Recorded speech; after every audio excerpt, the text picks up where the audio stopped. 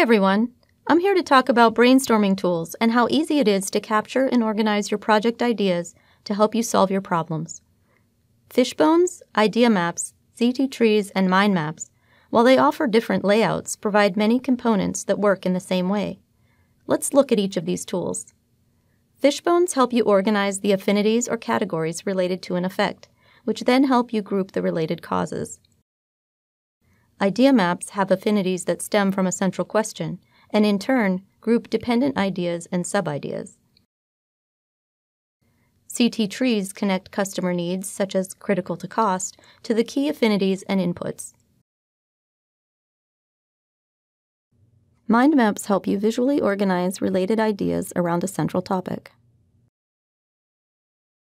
An important component of all brainstorming tools is the brainstorming list, which lets you quickly capture ideas and drag them onto your diagram.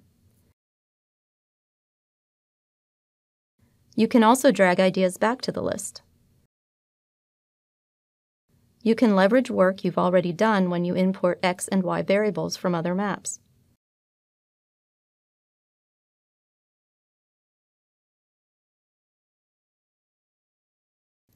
Once you've moved ideas onto your diagram, you can organize them the way you want. You can drag nodes from one affinity to another, change the location of a node,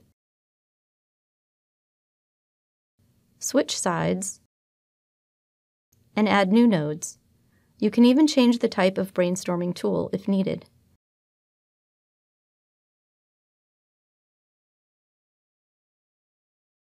You can customize each node by adding a priority, a comment, or a hyperlink. To make variables from existing nodes, just right-click a node, max lift in this case, and choose to make an X or Y variable.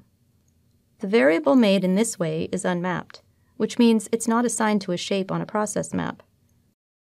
However, in the process map, you can choose that unmapped variable and assign it to a shape. You can select several shapes at once when you click and drag to select the shapes.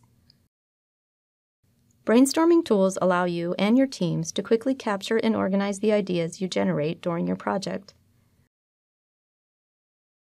For more information and videos, go to www.minitab.com.